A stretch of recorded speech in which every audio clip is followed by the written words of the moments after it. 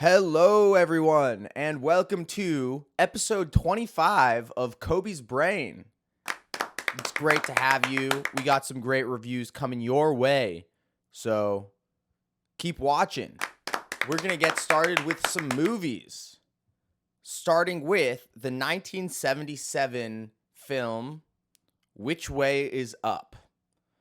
Which Way is Up is a comedy starring Richard Pryor in 3 of the main roles. So the film is about Leroy Jones, a man whose impressionability, selfishness, lust, and temper ultimately lead to his downfall. The film is super politically incorrect and probably never could have been made today, but I think it really does a great job of showcasing Richard Pryor and his entertainer and comedian skills. He was really an icon back in the day. But I think in terms of the story and all that, there was just a little too much going on between Leroy's womanizing, which could have been a movie in itself, as well as his betrayal of his friends in the Union. It was a lot, I feel like, for one story, and Leroy just did a lot of pretty bad things. He wasn't he was a pretty irredeemable character, but I hope he learned his lesson. Anyways, I enjoyed the film because I really like Pryor. I think he's super amusing, and the film had an interesting take on what happens when you don't stand for anything within this capitalist society that we live in, and also a lot about the exploitation of black folks in this country. So the film got a 6.3 on IMDb, 20% on Rotten Tomatoes, but we liked it here on Coby's Brain. Found it very entertaining, despite being a little outdated. We gave it a 7.5 out of 10. Next up, we have the 2021 movie Candyman, directed by Nia DaCosta. Candyman is a horror movie about an artist who brings life to the old Candyman legend about a murderer who will kill you if you say his name in a mirror 5 times. And it's part of an existing franchise with 3 previous films from 92, 95, and 99. The film is really interesting, like most of the horror films worked on by Jordan Peele, and offers a lot of social commentary about Black life in America, in this case, regarding gentrification and police brutality. And it was really well shot, really well done.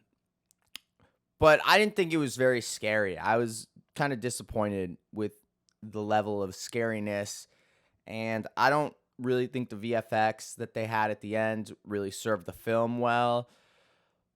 It was thought-provoking, though, and the cinematography was great, but ultimately, due to the lack of scariness, I think, I didn't love it as much as a lot of other people did. Got an 8.3 IMDb, 85% Rotten Tomatoes, and on Coby's Brain, we're giving it a 7.3. Not the best film worked on by Jordan Peele, but hopefully we'll have some more shots, some more really good ones coming from him. I loved Get Out and Us; those are 2 of my favorite. Get Out especially, but Candyman. We'll see. Maybe also the additional context of knowing the previous 2 movies would have helped make it make a little bit more sense. Next up, we have Burnham Inside, a 2021 special on Netflix, directed by Bo Burnham. So, Burnham Inside is a Netflix comedy, unlike any comedy special I've seen, where comedian and musician Bo Burnham, in the midst of the pandemic, creates a comedy special that he shot and edited by himself in his guest house. So The special is incredibly well done and really impressive in terms of being some content that is unique to the pandemic. His songs he's such a talented musician, and the songs are hilarious. The performances are very nice and theatrical, and it really does a good job of diving into his creative process as well as the psychological deterioration he and countless others experienced during this strange time. The piece combines a number of art forms, including music video, theater, stand-up, and live streaming. And it would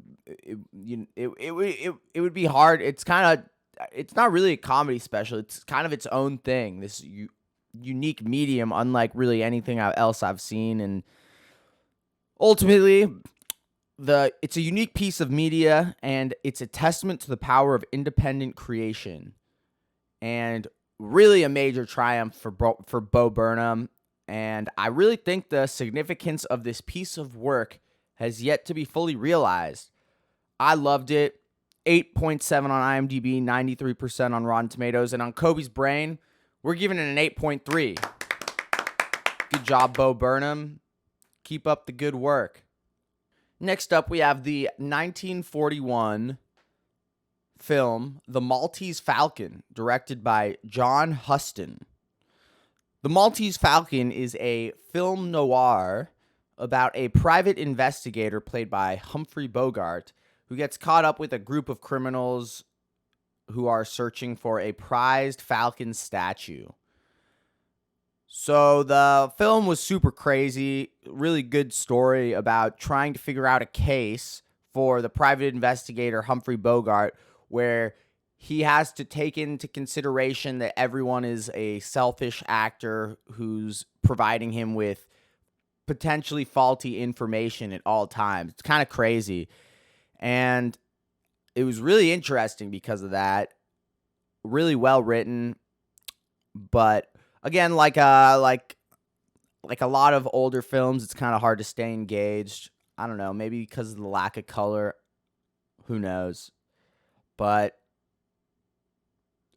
I watched it with a group of people, and people weren't super into it. So I had to watch it alone later, where I gained kind of an appreciation for the film. But if you are looking for a fun film to watch with a group of friends, this might not be the one. But if you're looking for a classic film noir and with a really interesting story and some good writing, I recommend it. I enjoyed it. Has an 8 on IMDb, 100% on Rotten Tomatoes, and on Coby's brain, we're giving it a 7.9. That's a good review. Next up, we have the 2020 film Mosquito State, directed by Philippe Jean Rimza. And Mosquito State is a psychological thriller about a Wall Street analyst who, prior to the 2008 financial collapse, has a kind of mental breakdown and begins breeding a horde of mosquitoes in his apartment. So the film is a really cool, really well done, well made, very artful, very as a piece of art, it's wonderful. And it's also an interesting look at an interesting time in not really in history. I don't know, maybe in history, the 2007, prior to that housing market collapse. Kind of cool. So, but the story's a little ridiculous. It's hard to understand the connection between mosquitoes and the 2008 housing market collapse. But that being said, it's mostly just this guy kind of going crazy. This genius just kind of losing his mind. Ultimately, the film was a bit confusing to me thematically, and it started out really, really cool, but I think it got a little less engaging as it went along. But 5.1 IMDb, 58% Rotten Tomatoes. And on Coby's Brain, we're giving it a 6.7. Not the best review, but not terrible. Really interesting film, though. I don't not recommend it due to how unique it is. Next up, we've got the 1984 film directed by Norman Jewison, A Soldier's Story. A Soldier's Story is a drama about a black military officer sent to investigate the murder of a black sergeant in Louisiana. The film it's kind of a murder mystery as a result, and as is the case with this genre, murder mysteries are a lot of fun. It's always entertaining to watch as the evidence piles up and the mystery unravels. I like murder mysteries. They're fun. They're a good time. Additionally, it portrayed some interesting takes on the effects of internalized racism, which is an interesting sociological phenomenon that was likely especially prevalent when racism prior to the 1960s and civil rights movement, where racism in the US was so bad that people likely internalized it. That's the case with a lot of demographics who have been persecuted.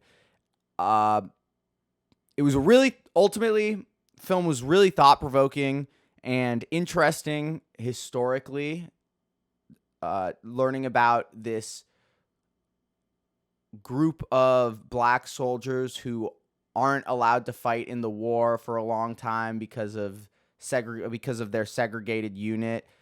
And likewise, the murder mystery component was super engaging. It was cool to see a young Denzel Washington in it. And the movie has a 7.2 on IMDb, 92% on Rotten Tomatoes. And on Coby's Brain, we're giving it an 8.1. It's a great rating.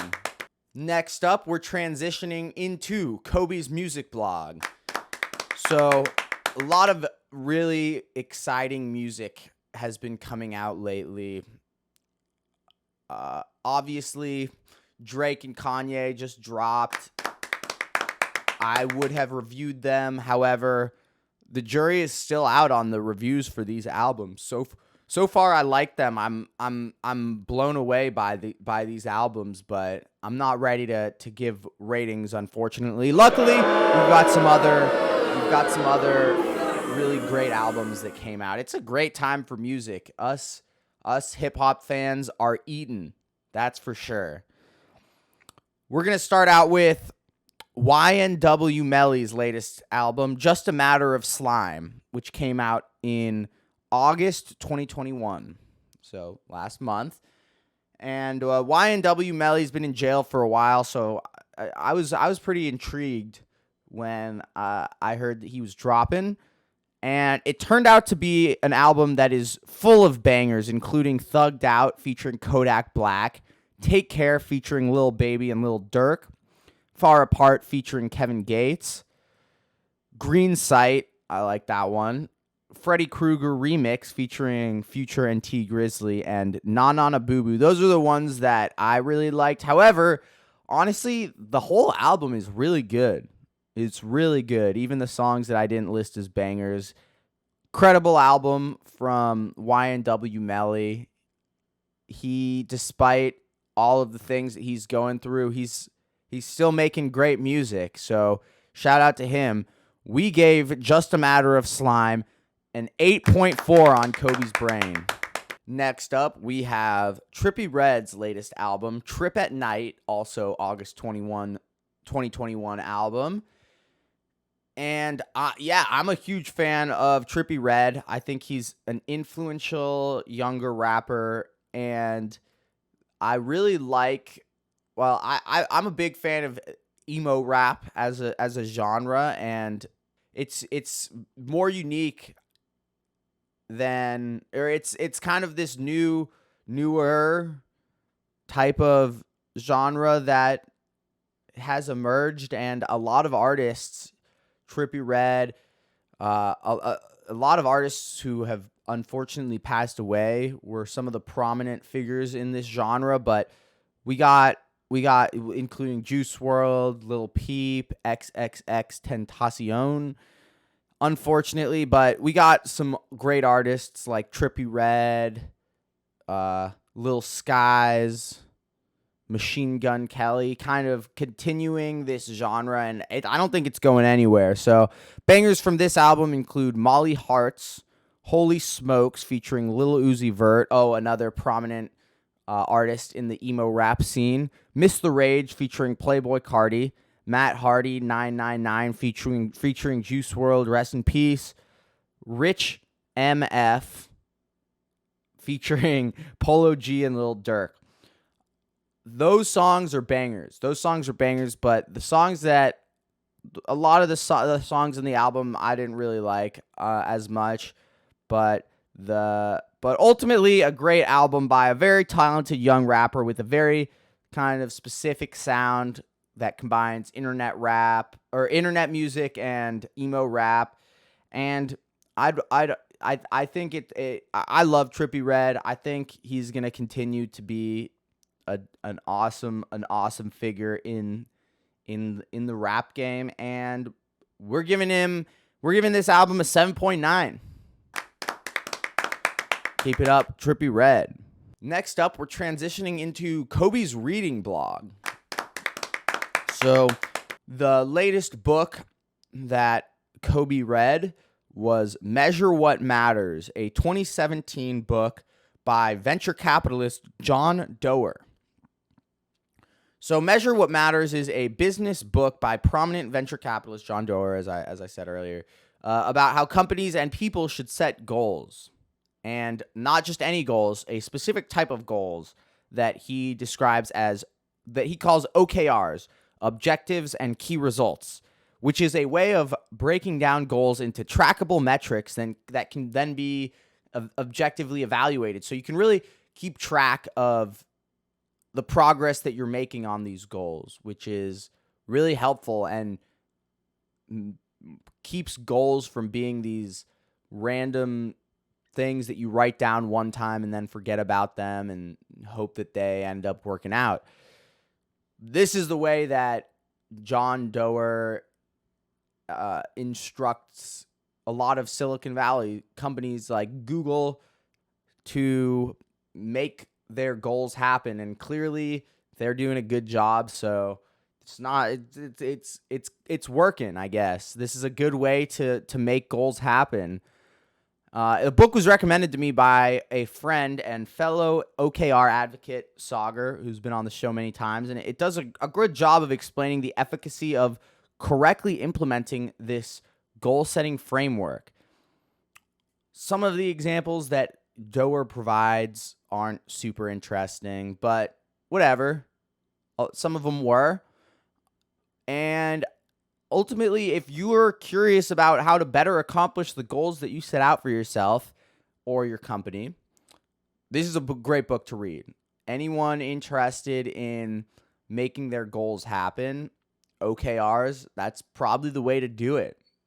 It turns it helps you turn your you create some objectives, and you figure out a way to track those objectives using KRs, key results that you can then grade how well you do. So it's great, super helpful, interesting book to learn about that process. Is it necessary to read that book to implement OKRs into your life? I don't know. It's probably not. You can maybe just read the Wikipedia article about OKRs. Nonetheless, really interesting book. Gave it a 7.8.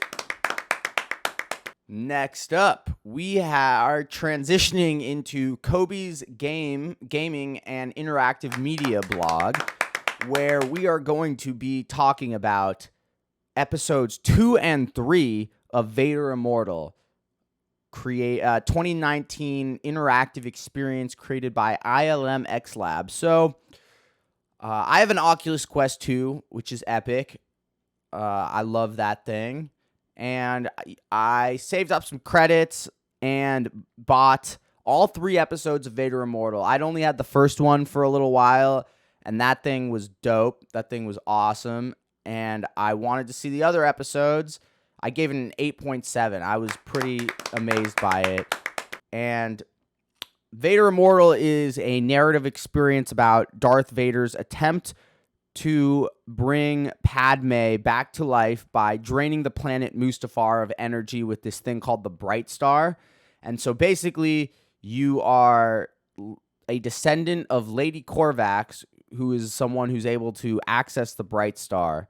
And so you have to stop Vader from draining the whole planet of all its energy, because that is unfair for the locals who are already the Mustafarians.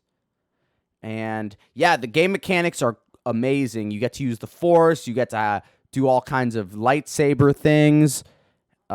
Just holding a lightsaber and feeling it go like is really cool. And if you have an Oculus Quest 2 and you want to buy an interactive experience, each episode's, I think, $10, but they have a lot of coupons, so you know, it's an option. So it's crazy, super immersive, super engaging, more so, I think, than most location-based VR. It's incredible how immersive this is for just something that is on your Oculus Quest 2. Interactivity probably could have been a little bit improved. It's a crazy mission, and I honestly, it wouldn't have been bad if dying was an option. Maybe it would have, because, you don't die, so you don't have to. I'm not that scared. I'm not scared about the stormtroopers shooting at me or Darth Vader hitting me with a lightsaber. If I'm not gonna die, it's not that crazy. Nonetheless, story is very engaging. It's interesting. The gameplay is fun. And overall, I was incredibly impressed with this experience. For the future of VR and interactive storytelling, it's ILM X Lab. They did it big. It's freaking incredible. Really one of the craziest things I've seen in VR. We are going to give this overall series a 9 out of 10. 9 out of 10. This is a gold reviewed VR experience. Highly recommend. Shout out ILM X Lab for making that happen. I will probably be playing this again and showing it to people as well. Next up, we're going to be transitioning to Coby's Thought Blog, where we are going to be discussing a topic under the subcategory of health. So the idea here is this. You're not hungry, you're thirsty. Coby has been trying to not snack as much during the day, and that led me to some interesting realization, which is this. Often when I think that I want a snack and I feel hungry just at a random time, even though it doesn't necessarily make sense that I would be hungry, I just drink a lot of water and then I'm not hungry anymore, which kind of makes me question whether I was hungry at all or if I was just thirsty. If my stomach just wanted me to put something in it, I don't know.